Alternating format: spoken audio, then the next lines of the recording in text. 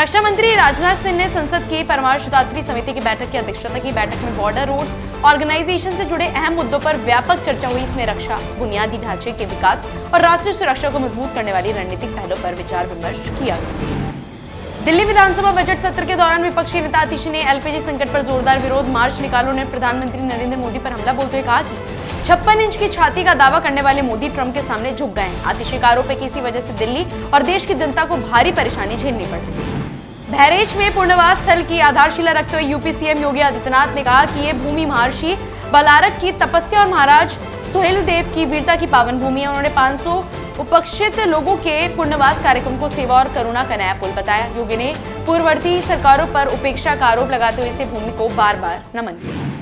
देहरादून में सीएम पुष्कर सिंह धामी ने कहा कि प्रधानमंत्री ने संसद और मीडिया के जरिए सभी तथ्य देश के सामने रख दिए हैं। उन्होंने वैश्विक संकट के समय संयम, एकता और समन्वय से काम करने की अपील की। धामी ने महामारी के दौरान की तरह उपलब्ध संसाधनों का पूरा उपयोग करने पर जोर दिया।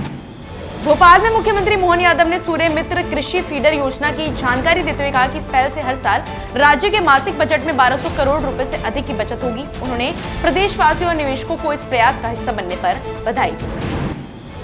पश्चिम बंगाल की मुख्यमंत्री ममता बनर्जी ने कहा कि बंगाल को हटाने और बिहार में मिलाने की साजिश की जा रही है। उन्होंने दावा किया कि उत्तर बंगाल के विभाजन को उन्होंने रोक दिया और सोशल मीडिया पर यह मुद्दा उठते ही आवाज बुलंद की। ममता ने कहा कि उन्होंने हमेशा लोगों के अधिकारों के लिए सड़क से लेकर सुप्रीम कोर्ट तक लड़ाई लड़ी। लोकसभा में वित्त मंत्री निर्मला सीतारमण ने कहा कि इस वित्त विधेयक में कृषि, मत्स्य और सहकारी क्षेत्र को मजबूत करने के लिए कई प्रावधान किए गए। अब दूध, फल और सब्जियों की आपूर्ति करने वाली प्राथमिक सहकारी समितियों के साथ साथ पशु आहार और कपास के बीज की आपूर्ति करने वाली समितियों को भी भारी छूट मिली।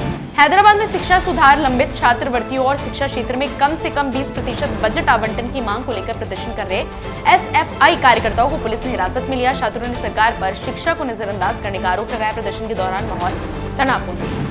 भुवनेश्वर में विपक्षी नेताओं ने विधानसभा के बाहर एससीबी मेडिकल कॉलेज में हुई 13 मरीजों की मौत को लेकर विरोध प्रदर्शन किया। कांग्रेस विधायक अशोक दास ने सरकार पर अहंकार का आरोप लगाते हुए इसे ब्लैक डे के रूप में मनाया। विधायक रामचंद्र कदम ने कहा कि 13 में से 14 दिनों से विरोध जारी है, लेकिन सरकार और स्वास्थ्य मंत्री इस पर ध्यान नहीं दे रहे। पटना में विपक्ष के नेता और आरजेडी कार्यकारी अध्यक्ष तेजस्वी यादव ने मुजफ्फरपुर में पुलिस गोली से मारे गए एक युवक के परिवार से मिलने से पहले कहा कि अपराधियों पर कार्रवाई करना पुलिस का काम है, लेकिन शराब पीकर निर्दोष की हत्या करने वाले थानेदार पर अब तक कोई कठोर कार्रवाई नहीं हुई। उन्होंने बिहार में अराजकता का माहौल बताया और दोषी पुलिसकर्मी को सख्त सजा देने की मांग की।